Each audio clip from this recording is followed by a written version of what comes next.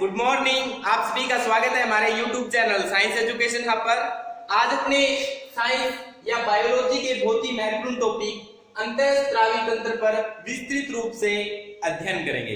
दोस्तों, अगर आपने अभी तक हमारा चैनल सब्सक्राइब नहीं किया है तो हमारे चैनल को सब्सक्राइब कर लें और बेल बटन दबाएं जिससे आपको आगे के नोटिफिकेशन मिलते रहे। अब अपने बात करते हैं अंतःस्रावी तंत्र, जिसको अंग्रेजी में क्या बोलते हैं? Endocrine system. क्या बोलते हैं? Endocrine system.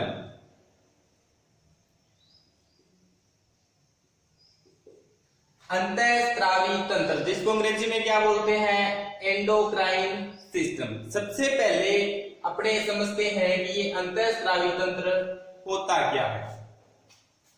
अंतःस्रावी ग्रंथियां कौन सी?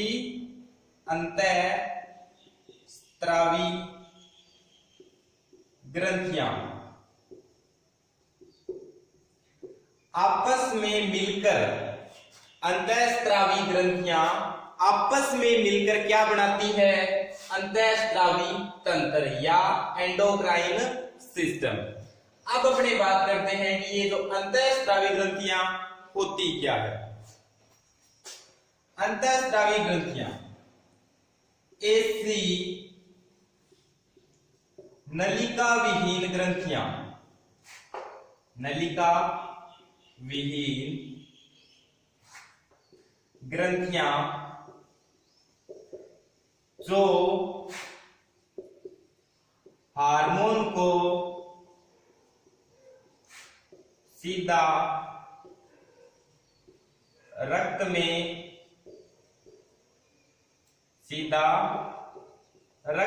स्रावित करती है। कहां पर? सीधा रक्त में स्रावित करती है। ये जो अंतःस्रावी ग्रंथियां हैं दोस्तों, इसका मुख्य काम क्या है? हार्मोन का स्रावन करना। क्या काम है? हार्मोन का स्रावन करना। हार्मोन का स्रावन, यानी कि हार्मोन का स्रावन करने का काम किसका है? अंतःस्रावी ग्रंथियों का। ये नलिका विहीन होती है, किसी प्रकार के इसमें किसी भी प्रकार की कोशिका या नलिका नहीं होती है। नलिका विहीन ग्रंथियां जो हार्मोन को सीधा रक्त में स्रावित करती है क्या कहलाती है? अंतःस्रावी ग्रंथियां। और अंतःस्रावी ग्रंथियों का मुख्य काम क्या होता है? हार्मोन का स्रावन करना। क्या काम होता है? हार्मोन का स्रावन करना।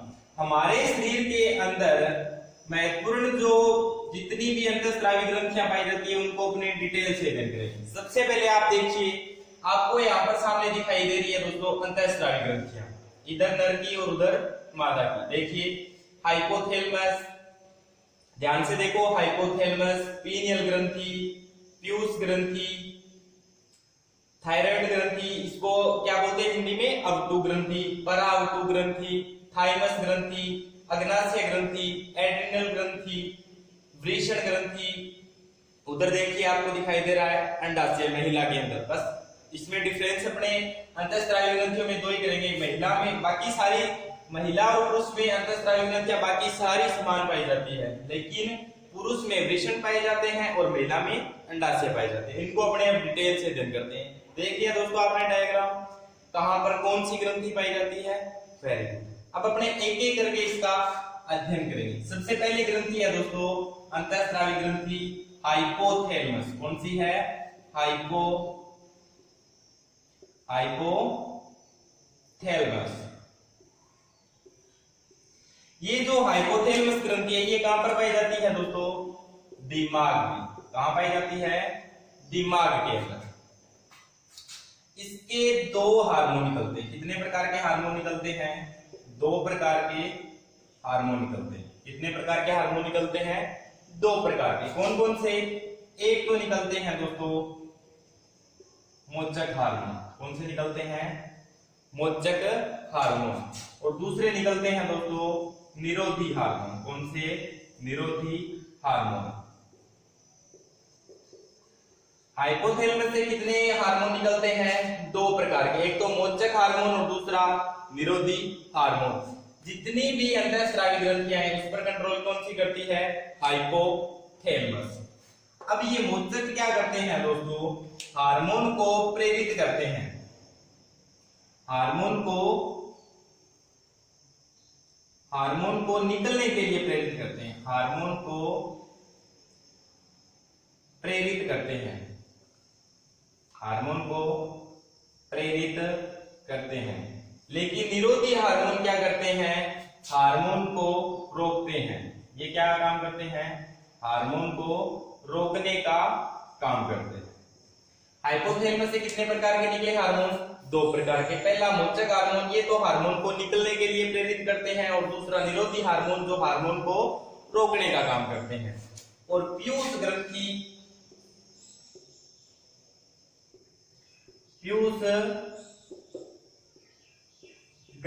पर नियंत्रण, पीयूष ग्रंथि पर नियंत्रण किसका होता है, हाइपोथैलेमस का। ये सभी अंतःस्रावी ग्रंथियों पर नियंत्रण करती है, इसलिए हाइपोथैलेमस को क्या बोलते हैं दोस्तों, हेडमास्टर ग्रंथि। क्या बोलते हैं, हेडमास्टर ग्रंथि। क्या बोलते हैं, हेडमास्टर ग्रंथि। याद रहेगा, हाइपोथैलेमस को क्या बोलते हैं, हाई से हेडमास्टर, हा से है, ठीक है। हाइपोथैलेमस को क्या बोलते हैं, हेडमास्टर ग्रंथि। समझ में आ गई बातें, वेरी गुड।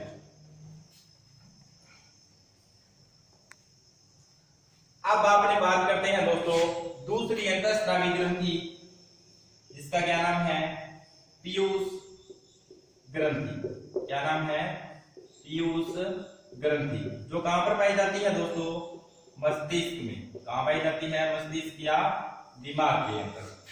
अब जो पीयूष ग्रंथि है, इसको क्या बोलते हैं दोस्तों, मास्टर ग्रंथि भी बोलते हैं। क्या बोलते हैं, मास्टर ग्रंथि। पीयूष ग्रंथि को क्या बोलते हैं, मास्टर ग्रंथि।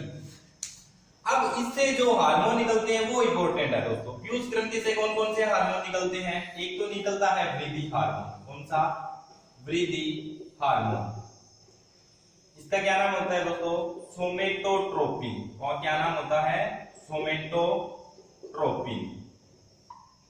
पीयूष ग्रंथि से वृद्धि हार्मोन निकलता है, जो हमारी शरीर की वृद्धि को नियंत्रित करता है। अगर ये सही मात्रा में निकलेगा तो हमारी हाइट बढ़ेगी। अगर ये हार्मोन सोमेटोट्रोपिन है, क्या नाम है इसका, सोमेटोट्रोपिन। अगर ये हार्मोन निश्चित मात्रा में नहीं निकलेगा तो हमारी लंबाई है वो कैसी रह जाएगी, बोनी रह जाएगी। तो वृद्धि हार्मोन या सोमेटोट्रोपिन हार्मोन कहां से निकलता है, पीयूष ग्रंथि से। दूसरा प्रोलैक्टिन। कौन सा, प्रोलैक्टिन हार्मोन। ये जो प्रोलैक्टिन हार्मोन है, इसका क्या काम होता है, दुग्ध निर्माण का। क्या काम होता है इसका, दुग्ध निर्माण का। अब दुग्ध निर्माण किसमें होता है, महिलाओं में, पशुओं में। कहीं पर कोई पूछे आपसे दुग्ध निर्माण किस हार्मोन से होता है, किस हार्मोन से होता है, प्रोलैक्टिन हार्मोन से। अब बात करते हैं दोस्तों ऑक्सीटोसिन, ऑक्सीटोसिन हार्मोन। अब ये जो ऑक्सीटोसिन हार्मोन है, कौन सा, ऑक्सीटोसिन, इसका क्या होता है दोस्तों, दुग्ध स्त्रवण का, दुग्ध स्त्रवण का। आपने देखा होगा दोस्तों, जिनके लोगों के पशु है वो दूध, कहते हैं ना कि इसके इंजेक्शन लगा रहे हैं अपने, उसको पवासने के लिए, या उसके दूध जो थन है उसमें दूध बाहर निकल जाए, तो वो कौन सा टीका लगाते हैं दोस्तों, ऑक्सीटोसिन का लगाते हैं। किसका टीका लगाते हैं, ऑक्सीटोसिन का। और ये क्या काम करता है, दुग्ध स्त्रवण का। और दुग्ध निर्माण हार्मोन किससे होता है, प्रोलैक्टिन हार्मोन से। इसके बाद इसे एक हार्मोन निकलता है दोस्तों, वेसोप्रेसिन। कौन सा, वेसोप्रेसिन, वेसोप्रेसिन। इस हार्मोन का क्या काम होता है, इस हार्मोन का क्या काम होता है दोस्तों, मूत्र का स्त्रवण, मूत्र का स्त्रवण। यानी कि मूत्र को शरीर से बाहर निकालने का काम कौन करता है, वेसोप्रेसिन हार्मोन, जो कहां से निकलता है, पीयूष ग्रंथि से। और पीयूष ग्रंथि कहां पर पाई जाती है, मस्तिष्क में। और इसको और क्या बोलते हैं, मास्टर ग्रंथि। समझ में आ रही है बातें दोस्तों, वेरी गुड।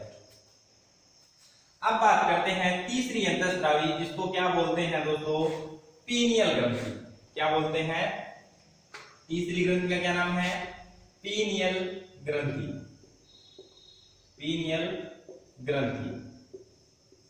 ये जो पीनियल ग्रंथि है दोस्तों, कौन सी, पीनियल ग्रंथि जो कहां पर पाई जाती है दोस्तों, पीनियल ग्रंथि, ये पाई जाती है दोस्तों मस्तिष्क के अंदर। कहां पर पाई जाती है, मस्तिष्क या दिमाग के अंदर। इससे एक बहुत ही महत्वपूर्ण, ये बहुत ही इंपॉर्टेंट क्वेश्चन है दोस्तों, बहुत बार एग्जाम में पूछा गया कि पीनियल ग्रंथि से कौन सा हार्मोन निकलता है, कौन सा निकलता है, मेलिटोनिन हार्मोन, मेलिटोनिन हार्मोन। पीनियल ग्रंथि से कौन सा हार्मोन निकलता है, मेलिटोनिन हार्मोन। ये जो मेलिटोनिन हार्मोन है इसका काम क्या होता है दोस्तों, दैनिक लय नियमन। कौन सा, दैनिक लय नियमन का। अब आपके समझ में नहीं आ रहा होगा ये दैनिक लय नियमन क्या होता है, अब इसको समझते हैं। आपने देखा होगा अपने, मान के चलो एक महीने सुबह 4 बजे उठ लेते हैं, 4 बजे अपने एक महीने लगातार 4 बजे उठते हैं, तो एक महीने बाद आप किसी प्रकार की अलार्म मत लगाना, ऑटोमेटिक पीनियल ग्रंथि से कौन सा हार्मोन निकलेगा, मेलिटोनिन हार्मोन, और 4 बजे आपको जगा देगा। यानी कि हमारे जो दैनिक चक्र है, जैसे हम मान के चलो 11 बजे खाना खाते हैं, हमको 11 बजे भूख लगती है, एक महीने अपने ये प्रक्रिया लागू रखी तो क्या होगा, एक महीने बाद अपने आप 11 बजे अपने को भूख लगने लग जाएगी। यानी कि जो दैनिक चक्र है हमारा पूरे दिन का, हम इतने बजे ये करते हैं, हमने अगर एक महीने हमने कोई भी रूटीन बना लिया तो एक महीने बाद ये मेलिटोनिन हार्मोन उस समय अपने आप स्रावित होगा। उस समय जो अपने शरीर की शारीरिक क्रिया करते हैं वो अपने आप अपने को उसके लिए प्रेरित करेगा। तो दैनिक चक्र की जो क्रियाएं का जो नियंत्रण है वो कौन करता है, मेलिटोनिन हार्मोन, जो कहां से निकलता है, पीनियल ग्रंथि से, जो कहां पाई जाती है, मस्तिष्क में। समझ में आ रही है बातें, वेरी गुड। साथ साथ में नोट करते रहना दोस्तों, ये नोट्स इतने अच्छे बन जाएंगे आपको कि इन द फ्यूचर कोई भी कंपटीशन एग्जाम है आपका, उसमें आपके ये बहुत ही काम आएंगे। अब जो चौथी ग्रंथि है इसको क्या बोलते हैं दोस्तों, थायराइड ग्रंथि। क्या बोलते हैं, थायराइड ग्रंथि। अब थायराइड ग्रंथि को हिंदी में क्या बोलते हैं, अवतु ग्रंथि। क्या बोलते हैं, अवतु ग्रंथि। क्या बोलते हैं, अवतु ग्रंथि। ये थायराइड ग्रंथि जो अवतु ग्रंथि है जो कहां पर पाई जाती है दोस्तों, गले के अंदर। कहां पर पाई जाती है, गले के अंदर। अब जो अपने थायराइड ग्रंथि है इससे कौन सा हार्मोन निकलता है दोस्तों, थायराइड हार्मोन। कौन सा निकलता है, थायराइड हार्मोन, थायराइड हार्मोन। अब ये जो थायराइड हार्मोन है ये क्या काम करता है, जो हमारा उपापचय है, उपापचय का मतलब कि जो उपापचय क्रियाएं, जो हमारे पाचन की क्रियाएं हैं, इसकी दोस्तों पाचन की क्रियाएं, उस पर नियंत्रण कौन करता है दोस्तों, थायराइड हार्मोन। उपापचय क्रियाएं पर कौन करता है दोस्तों, थायराइड हार्मोन। और थायराइड हार्मोन कहां से निकलता है, थायराइड ग्रंथि या अवतु ग्रंथि से, जो कहां पर पाई जाती है, गले के अंदर। और ये जो थायराइड हार्मोन है इसका जो निर्माण है, इसका निर्माण किससे होता है, आयोडीन से होता है। किससे होता है दोस्तों, आयोडीन से। और आयोडीन का सूत्र क्या होता है दोस्तों, आई। क्या होता है, आई, कैपिटल आई। थायराइड हार्मोन का निर्माण कैसे होता है, आयोडीन से, और आयोडीन का सूत्र क्या है, आई। ये जो थायराइड हार्मोन है दोस्तों इससे निर्माण होता है इसका आयोडीन से। आयोडीन की कमी से, आयोडीन की कमी से एक रोग हो जाता है, ये बहुत इंपॉर्टेंट है दोस्तों, बहुत बार एग्जाम में पूछा गया है। कौन सा रोग हो जाता है, गोइटर। गोइटर या इसको क्या बोलते हैं दोस्तों, घेंगा। क्या बोलते हैं, घेंगा। आयोडीन की कमी से कौन सा रोग हो जाता है, गोइटर या घेंगा। समझ में आ रही बातें, ये बहुत इंपॉर्टेंट है दोस्तों। आयोडीन की कमी से कौन सा रोग हो जाता है, गोइटर। और आयोडीन किसके निर्माण में सहायक है, थायराइड हार्मोन में। और थायराइड हार्मोन कहां से निकलता है, थायराइड ग्रंथि से। और थायराइड ग्रंथि को हिंदी में क्या बोलते हैं, अवतु ग्रंथि, जो कहां पर पाई जाती है, गले के अंदर। याद रहेगा दोस्तों, वेरी गुड। अब अपने 5वीं अंतःस्रावी ग्रंथि की बात करते हैं जिसका क्या नाम है, पैराथायरॉइड ग्रंथि। क्या बोलते हैं, पैराथायरॉइड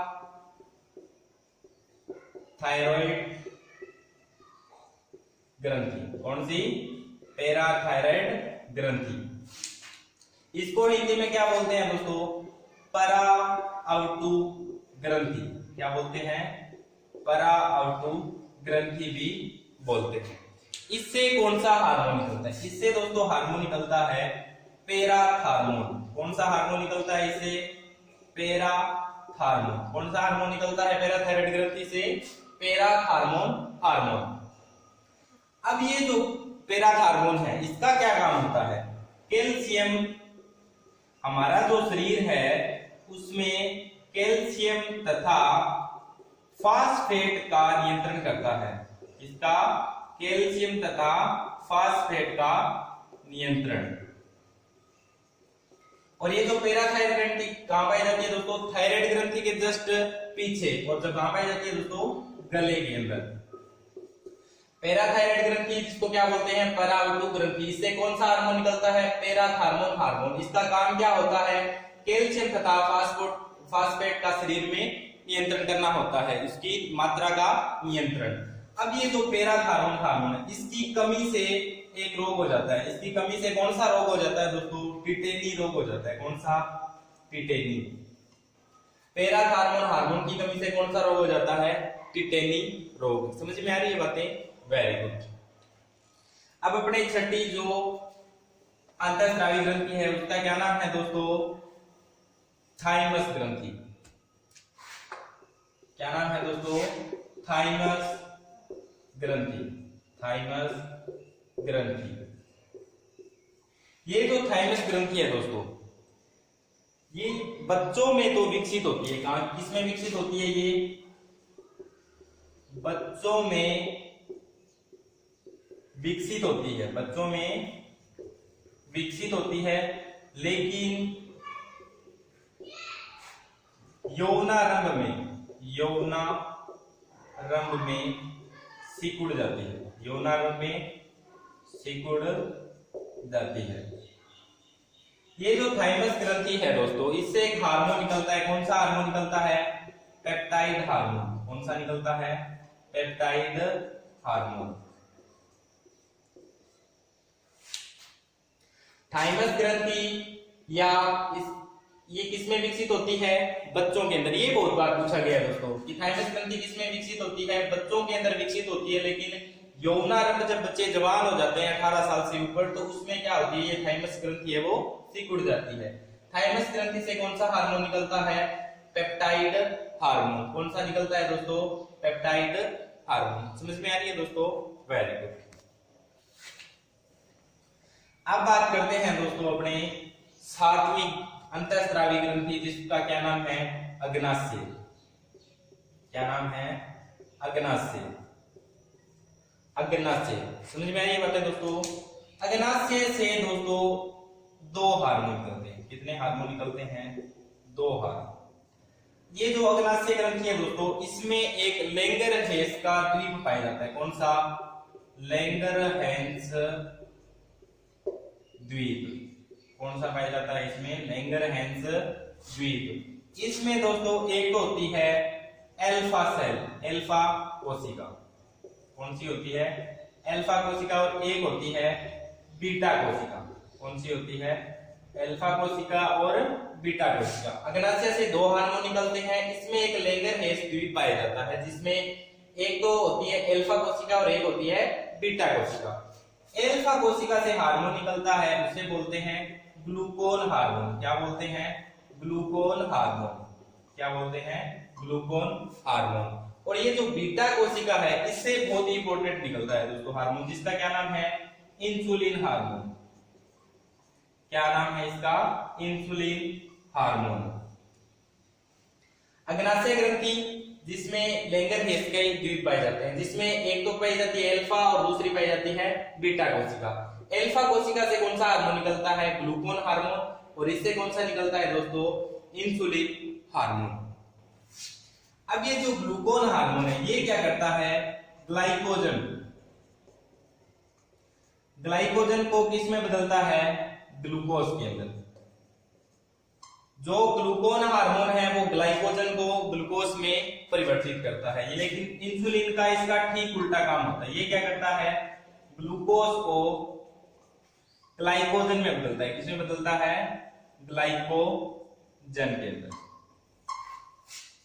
ग्लूकोन हार्मोन का क्या काम? ग्लाइकोजन को ग्लूकोज में बदलना। और इंसुलिन हार्मोन का क्या काम? ग्लूकोज को ग्लाइकोजन में बदलना। अब एक यहां से बहुत महत्वपूर्ण क्वेश्चन उठता है, इंसुलिन हार्मोन की कमी से, इंसुलिन हार्मोन की कमी से कौन सा रोग हो जाता है? कौन सा रोग हो जाता है? मधुमेह। कौन सा? मधुमेह, या इसको क्या बोलते हैं दोस्तों? डायबिटीज भी बोलते हैं। अंग्रेजी में क्या बोलते हैं इसको? डायबिटीज, या अपने आम भाषा में इसको शुगर भी बोलते हैं कि शुगर होगी। अग्नाशय बहुत इंपॉर्टेंट है दोस्तों, इसको लैंगर द्वीप से अल्फा कोशिका से ग्लूकोन हार्मोन निकलता है। ग्लूकोन हार्मोन क्या करता है? ग्लाइकोजन को ग्लूकोज में बदलता है। अग्नाशय के लैंगर द्वीप की बीटा कोशिका से इंसुलिन हार्मोन निकलता है, जो क्या करता है? ग्लूकोज को ग्लाइकोजन में बदलता है। इंसुलिन हार्मोन की कमी से कौन सा रोग हो जाता है? मधुमेह या डायबिटीज। समझ में आ रही है बातें? Very good. अब जो हमारी 8वीं अंतःस्रावी ग्रंथि है, जिसको क्या बोलते हैं दोस्तों? अधिवृक्क ग्रंथि। क्या बोलते हैं? अधिवृक्क ग्रंथि। क्या बोलते हैं इसको? अधिवृक्क ग्रंथि। कौन सी? अधिवृक्क ग्रंथि। इसको अंग्रेजी में क्या बोलते हैं? एड्रिनल ग्रंथि, एड्रिनल ग्लैंड भी बोलते हैं। एड्रिनल ग्लैंड या एड्रिनल ग्रंथि या अधिवृक्क ग्रंथि। इससे दोस्तों जो हार्मोन निकलते हैं, इससे जो हार्मोन निकलते हैं वो कौन से हार्मोन होते हैं दोस्तों? आपातकालीन हार्मोन। इससे कौन से निकलते हैं? आपातकालीन हार्मोन। यानी कि हमारे ऊपर अचानक से कोई हमला हो गया तो कौन सा हार्मोन निकलेगा? Adrenal hormone. कौन सा निकलेगा दोस्तों? Adrenal hormone. इसका क्या काम होता है दोस्तों? एक तो हृदय की धड़कन बढ़ाना, हृदय की धड़कन बढ़ाना, श्वसन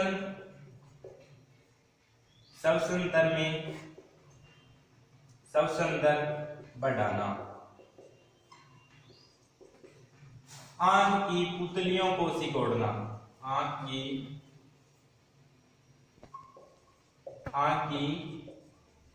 पुतलियों को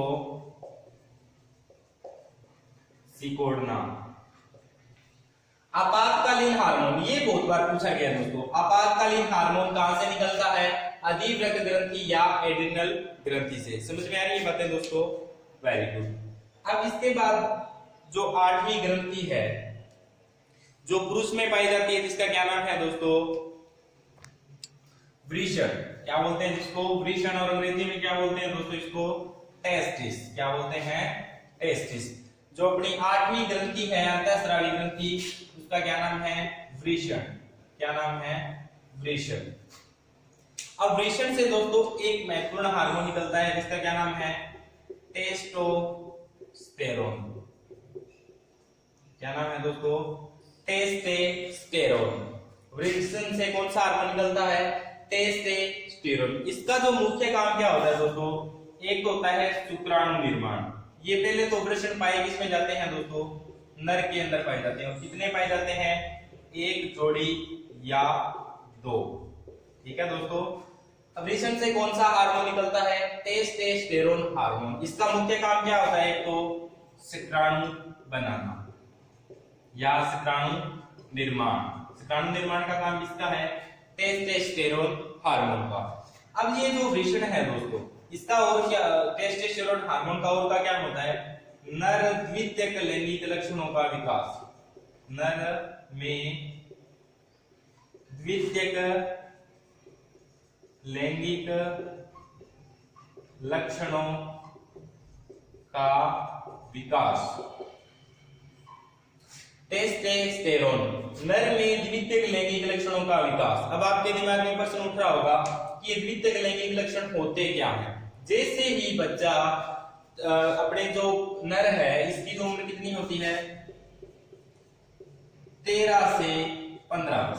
13 से 15 वर्ष में जैसे ही होता है तो उसमें द्वितीयक लैंगिक लक्षणों का विकास होने लगता है। जैसे दाढ़ी मूंछ का आना, शरीर के जो जनन अंग है उस पर बाल आना, आवाज का भारी होना, ये सब किसमें आते हैं दोस्तों? द्वितीयक लैंगिक लक्षण में। और नर में द्वितीयक लैंगिक लक्षण, ध्यान देना दोस्तों, नर में द्वितीयक लैंगिक लक्षणों का विकास किसके होता है? टेस्टोस्टेरोन हार्मोन से। समझ में आ गई बातें? Very good. अब अपनी जो अंतिम अंतःस्रावी ग्रंथि है दोस्तों, कौन सी है? अंडाशय। कौन सी है? अंडाशय। नौवीं ग्रंथि कौन सी है दोस्तों? अंडाशय।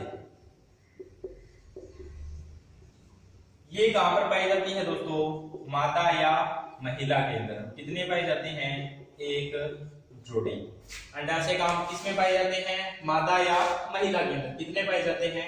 एक जोड़ी। और इससे जो हार्मोन निकलते हैं, कौन कौन से निकलते हैं? एक तो प्रोजेस्टेरोन,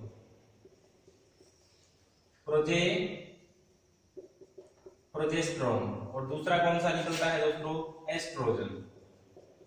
एस्ट्रोजन और प्रोजेस्टेरोन। अंडाशय से दो हार्मोन निकलते हैं दोस्तों, कौन कौन से? प्रोजेस्टेरोन और एस्ट्रोजन। प्रोजेस्टेरोन और एस्ट्रोजन, इन दोनों हार्मोन को क्या बोलते हैं दोस्तों? स्टीरॉइड बोलते हैं। Steroid hormone. क्या बोलते हैं इनको? Steroid hormone. आपसे पूछे स्टीरॉइड हार्मोन कौन कौन से होते हैं? कौन कौन से होते हैं? एस्ट्रोजन और प्रोजेस्टेरोन। प्रोजेस्टेरोन और एस्ट्रोजन। और ये कहां पर होते हैं? कहां से निकलते हैं? अंडाशय से। अंडाशय किसमें पाया जाता है? मादा या महिला में। इसकी संख्या कितनी होती है? एक जोड़ी। इनका मुख्य काम क्या होता है दोस्तों? एक तो अंडाणु निर्माण, अंडाणु निर्माण। और क्या क्या काम करते हैं दोस्तों? मासिक चक्र, मासिक चक्र या माहवार जिसको बोलते हैं, मासिक चक्र, मंथली साइकिल।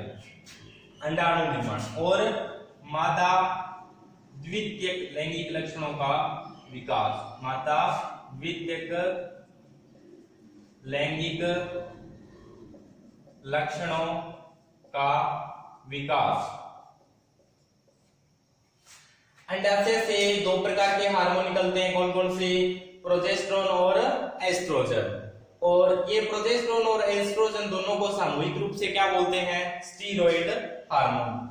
इसका मुख्य काम क्या होता है दोस्तों? प्रोजेस्टेरोन और एस्ट्रोजन का अंडाणु निर्माण, मासिक चक्र और मादा में द्वितीयक लैंगिक लक्षणों का विकास। अब मादा में द्वितीयक लैंगिक लक्षण कौन कौन से दोस्तों?